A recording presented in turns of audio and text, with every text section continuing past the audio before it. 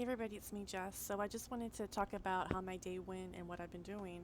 So today I got to see my dad and brother. We went to a Mexican buffet, and that was nice.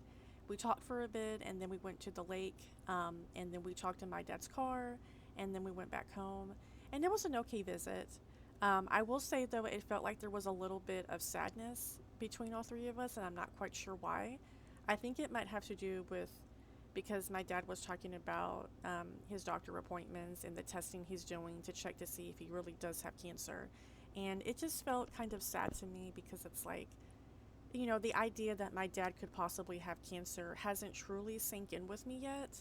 And I don't really want for it to because we still don't know 100% if it is cancer. Right now, it's all just speculation until we get the testing results back. So I don't really want to think about it too much until we actually know.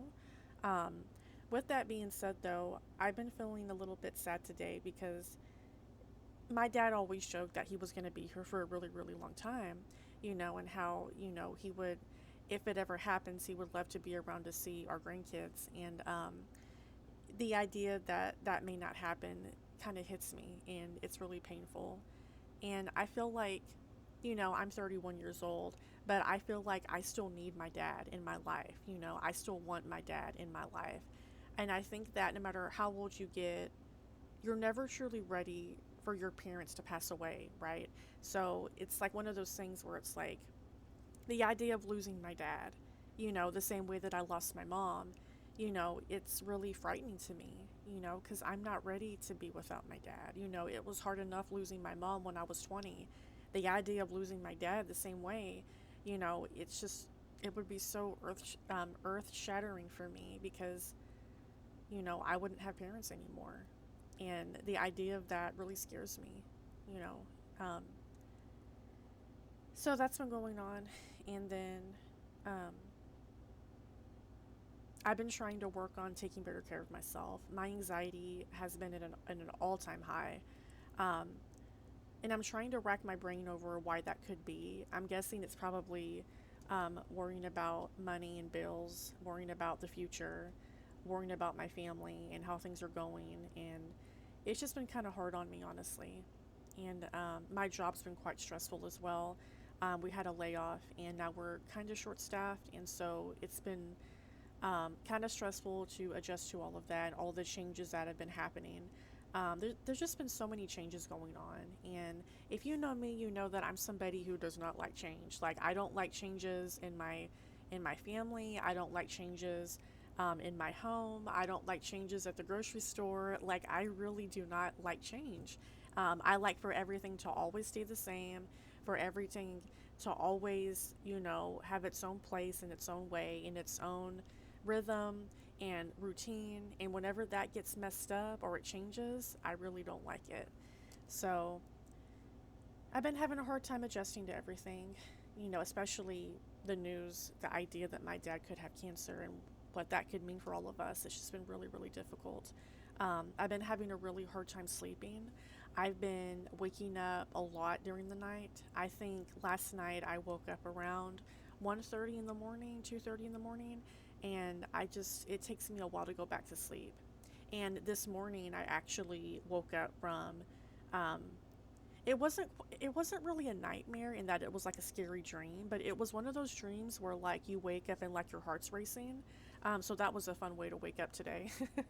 um, been having that go on and just feeling really anxious at night, and I can't quite put my finger on why. Um, I try to drink some lavender tea before I go to bed to try to help settle my nerves. But lately, I've just been having the hardest time staying asleep. It's like it's not that I can't go to sleep, but it's that I wake up a lot during the night. For no particular reason except to just feel panic, I guess. Like there was one night a few nights ago where I woke up at 3 o'clock in the morning and I felt like I was having a really bad panic attack and it was really scary. So I don't know what's been going on with that, but it's really been concerning me because I haven't really struggled with insomnia in a really, really long time. Um, and so I'm not quite sure what to make of that. But I've definitely been trying to take better care of myself, so I'm hoping that that helps. I started to work out again. I've been getting back on my stationary bike. I try to do at least 25 to 30 minutes a day. So I'm trying to get back into my workout routine. I've been trying to eat healthier again. I've been making my smoothies again, which I'm really happy about.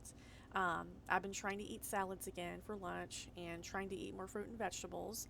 And I'm going into about a week of trying to get back on track. And I've noticed that my energy levels are already starting to pick back up. So that's a really great encourager to keep going. So I'm hoping that I can stay on track with that because I got to do something. Like I have not been feeling well. Always fatigued, always tired, brain fog through the roof, trouble sleeping. It's just been a lot, and this may be TMI, but I don't know if I've talked about it, but I have a tumor on my pituitary gland and it messes up a lot of my hormones. And one of the hormones that it messes up is a hormone called prolactin. And so this is a hormone that pregnant women get. Um, Men have it too for some reason, but it's basically a hormone that's for like breastfeeding, being pregnant, this and that. It kind of helps you bond with your child, I guess. Um, Obviously, I don't need the hormone because I'm not pregnant, but my pituitary tumor is pushing out too much of this hormone because of this tumor that's sitting on my pituitary.